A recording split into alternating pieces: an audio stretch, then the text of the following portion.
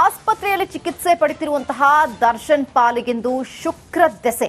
ರೇಣುಕಾಸ್ವಾಮಿ ಕೇಸ್ನಲ್ಲಿ ಕೊನೆಗೂ ಸಾರಥಿಗೆ big relief ಸಿಕ್ಕಿದೆ. ಭೂಪತಿಗೆ ರೆಗ್ಯುಲರ್ ಬೇಲ್ ಸಿಕ್ಕಿದೆ.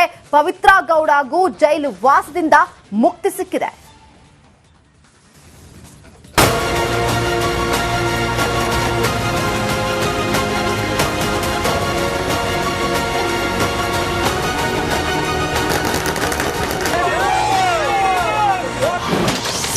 ಸಾರಥಿ ಪಾಲಿಗಿಂದು ಶುಕ್ರ ದಸೆ. ಲಿಪ್ಸ್ಟಿಕ್ ರಾಣಿಗೂ ಬಿಗ್ ರಿಲೀಫ್. ಕೋಟ್ಯಾಂತರ ಅಭಿಮಾನಿಗಳ ಪ್ರಾರ್ಥನೆ. ದೇವರಂತ ಹೆಂಡತಿ ವಿಜಯಲಕ್ಷ್ಮಿಯ ಸತತ ಪೂಜೆ. ಸಿವಿ ನಾಗೇಶ್ ಮ್ಯಾರಥಾನ್ ವಾದ. ಕೊನೆಗೂ ಚಾಲೆಂಜಿಂಗ್ ಸ್ಟಾರ್ ಡಿ ಬಾಸ್ ದರ್ಶನ್ಗೆ ಬೇಲ್ ಸಿಕ್ಕಿದೆ. ರೇಣುಕಾಸ್ವಾಮಿ ಕೊಲೆ ಕೇಸ್ನಲ್ಲಿ ಬಾಕ್ಸ್ ಆಫೀಸ್ ಸುಲ್ತಾನ್ಗೆ ಬಿಗ್ ಬಿಗ್ ಬಿಗ್ ರಿಲೀಫ್ ಸಿಕ್ಕಿದೆ. ಹೈಕೋರ್ಟ್ನಿಂದ ಮಧ್ಯಂತರ ಜಾಮೀನು ಪಡೆದು ಹೊರಗಡೆ ಬಂದಿದ್ದಂತ ನಟ ದರ್ಶನ್ಗೆ ಈಗ ರೆಗ್ಯುಲರ್ ಜಾಮೀನು ಕೂಡ ಸಿಕ್ಕಿದೆ. ಅಲ್ಲದೆ ಪರಪ್ಪನಗ್ರಹಾರದಲ್ಲಿದ್ದ ಪವಿತ್ರ ಗೌಡಗೂ ಜಾಮೀನು ಮಂಜೂರಾಗಿದೆ. ಕಳೆದ 2 ವಾರಗಳಿಂದ ಹೈಕೋರ್ಟ್ನಲ್ಲಿ ದರ್ಶನ್ ಬೇಲ್ ಅರ್ಜಿ ವಿಚಾರಣೆ ನಡೆಯುತ್ತಿತ್ತು. ದರ್ಶನ್ ಪರ ವಕೀಲ ಸಿವಿ ನಾಗೇಶ್ ಪ್ರಬಲವಾಗಿ ವಾದ ಮಂಡಿಸಿದ್ದರು. ರೇಣುಕಾಸ್ವಾಮಿ ಕೊಲೆ ಪ್ರಕರಣದ ಚಾರ್ಜ್ ಶೀಟ್ ಸುಳ್ಳೆಂದು ವಾದಿಸಿದ್ದರು. ಎಲ್ಲ ವಾದವನ್ನ ಆಲಿಸಿದ ಹೈಕೋರ್ಟ್ ಮಹತ್ವದ ತೀರ್ಪು ನೀಡಿದೆ. A2 Darshan, A1 Pavithra Gowda, Nagaraju, M Lakshman, Anukumar, Jagadish, Pradosh ಸೇರಿ 7 ಆರೋಪಿಗಳಿಗೆ ಜಾಮೀನು ನೀಡಿದೆ.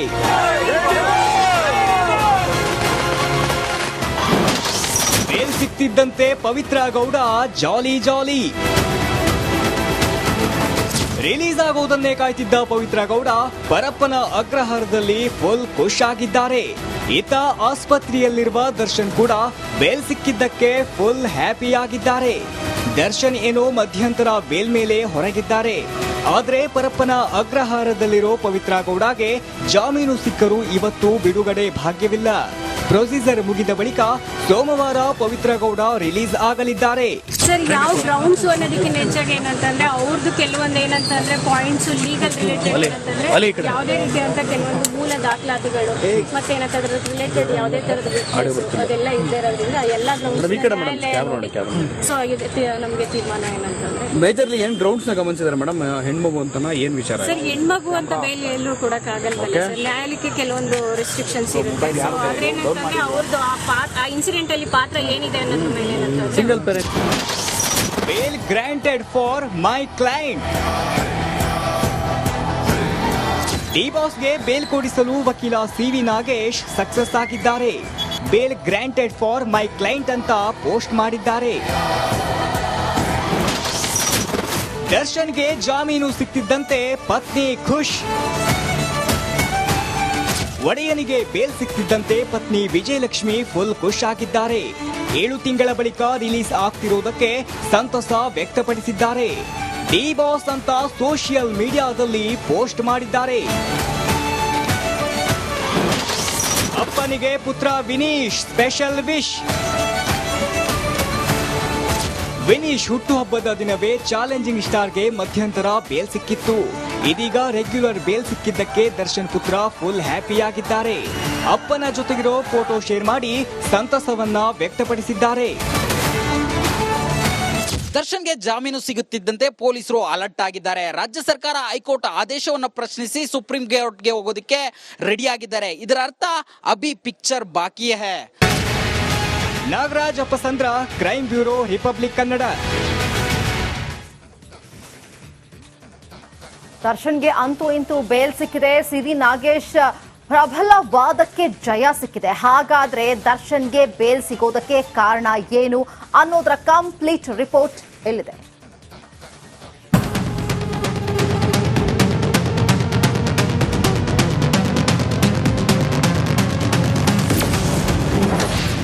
ದರ್ಶನ್ಗೆ ಹೈಕೋರ್ಟ್ ಜಾಮೀನು ಕೊಟ್ಟಿದ್ಯಾಕೆ? ರಿಪಬ್ಲಿಕ್ನಲ್ಲಿ ಚಕ್ರವರ್ತಿ ಜಾಮೀನು ಸಿಕ್ಕ ರಹಸ್ಯ. ದರ್ಶನ್ ರೇಣುಕಾಸ್ವಾಮಿ ಕೊಲೆ ಆರೋಪಿ. ಬೆನ್ನು ನೋವೆಂದು ಹೇಳಿ ಬಳ್ಳಾರಿ ಜೈಲಿಂದ ಹೊರಬಂದ ಸಾರಥಿಗೆ ಕೋರ್ಟ್ ಜಾಮೀನು ನೀಡಿದೆ. ಹೀಗಾಗಿ ಆಪರೇಷನ್ ಹಿನ್ನೆಲೆ ಆಸ್ಪತ್ರೆಯಲ್ಲಿರುವ ಚಕ್ರವರ್ತಿ ಫುಲ್ ಖುಷ್ ಆಗಿದ್ದಾನೆ. ಹಾಗಾದ್ರೆ ಯಾವ ಆಧಾರದ ಮೇಲೆ ಹೈಕೋರ್ಟ್ ಬೇಲ್ ನೀಡಿದೆ ಅನ್ನೋದನ್ನ ನೋಡೋದಾದ್ರೆ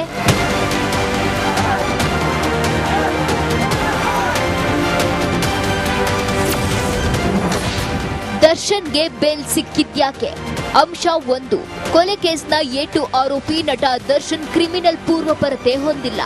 ಅಂಶ 2, ಪರಪ್ಪನ ಅಗ್ರಹಾರ ಹಾಗೂ ಬಳ್ಳಾರಿ ಜೈಲ್ ಸೇರಿದಂತೆ ಈಗಾಗಲೇ 6 ತಿಂಗಳು ಜೈಲುವಾಸ ಅನುಭವಿಸಿದ್ದಾರೆ. ಅಂಶ 3, ಕೇಸ್ನಲ್ಲಿ 262 ಸಾಕ್ಷಿಗಳಿದ್ದು ಟ್ರಯಲ್ ನಡೆಸಲು ಸಮಯ ಬೇಕು. ಅಂಶ 4, ಆರೋಪಿಗಳನ್ನ ಬಂಧಿಸುವಾಗ grounds of arrest rules follow ಮಾಡಿಲ್ವಂತೆ.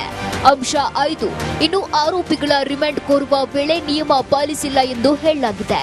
ಈ ಆಧಾರದ ಮೇಲೆ ಹೈಕೋರ್ಟ್ನಿಂದ ಜಾಮೀನು ಮಂಜೂರಾಗಿದೆ.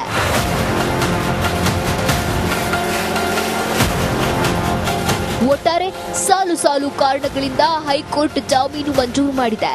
ಹೀಗಾಗಿ ಎಸ್ಪಿಪಿ ಮುಂದಿನ ನಡೆ ಏನು ಅನ್ನುವುದೇ ಕುತೂಹಲ ಮೂಡಿಸಿದೆ. Nagaraj, crime bureau, Republic Kannada. ಇನ್ನು ಬೇಲ್ ಸಿಗ್ತಾ ಇದ್ದಂತೆ ಕೊಲೆ ಕೇಸ್ನ A1 ಮನೆಯಲ್ಲಿ ಸಂಭ್ರಮ ಮನೆ ಮಾಡಿದೆ. ಮಗಳು ರಿಲೀಸ್ ಬಗ್ಗೆ ಪವಿತ್ರ ಗೌಡ ತಾಯಿ ಎಕ್ಸ್ಕ್ಲೂಸಿವ್ ಆಗಿ ರಿಪಬ್ಲಿಕ್ ಕನ್ನಡದಲ್ಲಿ ಮಾತನಾಡಿದ್ದಾರೆ. ರಿಪಬ್ಲಿಕ್ ಕನ್ನಡದಲ್ಲಿ ಪವಿತ್ರ ಗೌಡ ತಾಯಿ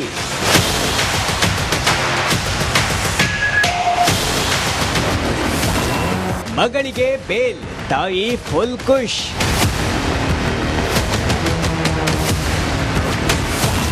ನನ್ನ ಮಗಳು ಯಾವುದೇ ತಪ್ಪು ಮಾಡಿಲ್ಲ. ತುಂಬ ಖುಷಿ ಆಯಿತು ನನಗೆ. ಸಖತ್ತಾಗಿ ಓಡಾಡಿದ್ದಾರೆ ಇವರು, ಪ್ರಯತ್ನ ಪಟ್ಟರು. ಆದರೂ ಓಡಾಡಿ ನಮಗೆ ಬೇಲ್ ತಂದು ಕೊಟ್ಟಿದ್ದಾರೆ. ಹಿಂಸೆ ಆಯಿತು, ಇದ್ದಿದ್ದಕ್ಕೆ ಕಷ್ಟ ಆಯಿತು ಒಂದು ಸ್ವಲ್ಪ. ಏನಿಲ್ಲ, ನಾನೇನು ತಪ್ಪು ಮಾಡಿಲ್ಲಮ್ಮ. ದೇವ್ರವನೇ, ದೇವ್ರು ನೋಡ್ಕೊತಾನೆ. ನಾನು ಮಾಡಿಲ್ಲ ತಪ್ಪು. ಅರೆಸ್ಟ್ ಬಗ್ಗೆ ಪವಿತ್ರಾಗೆ ಗೊತ್ತಿರಲಿಲ್ಲ. ಗೊತ್ತಾದಾಗ ನಮಗೇನು ಅಷ್ಟೊಂದು ಗೊತ್ತಿರಲಿಲ್ಲ. ಆಮೇಲೆ ಗೊತ್ತಾಯ್ತು, ಟಿವಿ ನೋಡಿದ್ಮೇಲೆ ನಮ್ಗೆ ಗೊತ್ತಾಗಿದ್ದು. ಅಂದ್ರೆ ಏನು ಹೇಳ್ಕೊತಿರ್ಲಿಲ್ಲ ಅವ್ರಿಗೂ. ಬಟ್ ಹಿಂಗಾಗುತ್ತೆ ಅಂತ ಅವ್ರಿಗೂ ಗೊತ್ತಿರಲಿಲ್ಲ. ಹಿಂಗಾಗುತ್ತೆ, ಹಿಂಗೆ ಹೇಳಿದ್ರೆ ಮನೇಲಿ ಇದು ಮಾಡ್ತಾರೆ ಅಂತ ಅವ್ರಿಗೂ ಗೊತ್ತಿರಲಿಲ್ಲ. ರೇಣುಕಾಸ್ವಾಮಿ ಮೆಸೇಜ್ ಬಗ್ಗೆ ಏನೂ ಹೇಳಿಲ್ಲ. ರೇಣುಕಾಸ್ವಾಮಿ ಮೆಸೇಜ್ ಮಾಡ್ತಾ ಇದ್ದ ಏನಾದ್ರು ಹೇಳ್ಕೊಂಡಿದ್ರೆ ನಿಮ್ಮ ಹತ್ರ? ಇಲ್ಲ, ನನ್ನ ಹತ್ರ ಏನು ಹೇಳ್ಕೊತಾ ಇರಲಿಲ್ಲ. ನನ್ನ ಹತ್ರ. ಜೈಲ್ಗೆ ಹೋಗ್ತಿದ್ರಲ್ಲ ಆ ಟೈಮಲ್ಲಿ ನೀವು ಹೊರಗಡೆ ಪವಿತ್ರ ಗೌಡನ ನೋಡ್ಬೇಕಾದ್ರು, ಜೈಲಲ್ಲಿ ಇದ್ದಂತ ಸಂದರ್ಭದಲ್ಲಿ ಪವಿತ್ರ ಗೌಡನ ನೋಡ್ಬೇಕಾದ್ರೆ ಏನ್ ಅನಿಸ್ತಾ ಇತ್ತು? ನೋವಾಗ್ತಿತ್ತು, ಹೇಳ್ಕೊಳಕ್ ಆಗ್ತಾ ಇರ್ಲಿಲ್ಲ. ಸುಮ್ನೆ ತುಂಬಾ ನೋವಾಗ್ತಾ ಇತ್ತು ಅಷ್ಟೇ. ಹಲ್ಲೆ ಬಗ್ಗೆ ಏನೂ ಗೊತ್ತಿರಲಿಲ್ಲ. ಹೊಡೆದ್ರು, ಈ ತರದೆಲ್ಲ ಅಲ್ಲಿ ವಾದಗಳಾಯ್ತು ಕೋರ್ಟ್ ಅಲ್ಲಿ. ಆ ಹಂತಕ್ಕೂ ಕೂಡ ಹೋಗಿತ್ತು. ಯಾಕಂದ್ರೆ ರೇಣುಕಾಸ್ವಾಮಿ ಅಷ್ಟು ಮೆಸೇಜ್ಗಳನ್ನ ಮಾಡಿದ್ರು ಅನ್ನೋದು ಕೂಡ ಚರ್ಚೆಗಳಾಗ್ತಾ ಇತ್ತು. ಅದು ಕೆಲವು ನಂಗೆ ಗೊತ್ತಿರ್ಲಿಲ್ವಲ್ಲ, ಅದನ್ನೇನು ನಾವು ಇದು ಮಾಡ್ಕೊಳಕ್ ಆಗಿಲ್ಲ. ನಮ್ಗೆ ಗೊತ್ತಿದ್ರೆ ಏನೋ ಒಂದು ಹೇಳ್ಬೋದು, ನಮ್ಗೇನು ಗೊತ್ತಿಲ್ಲ ಅದ್ರ ಬಗ್ಗೆ. ನೀವು ಜೈಲ್ಗೆ ಹೋದಾಗ ಏನು ಕೇಳಲಿಲ್ವಾ ನಿಮ್ಮ ಮಗಳ ಹತ್ರ? ಇಲ್ಲ, ನಾನು ಮಾಡಿಲ್ಲ, ನಾನು ಹೊಡೆದಿಲ್ಲ ಅಂತಾನೆ ಹೇಳೋದು. ನಾಗೇಂದ್ರ ಬಾಬು, ರಿಪಬ್ಲಿಕ್ ಕನ್ನಡ, ಬೆಂಗಳೂರು.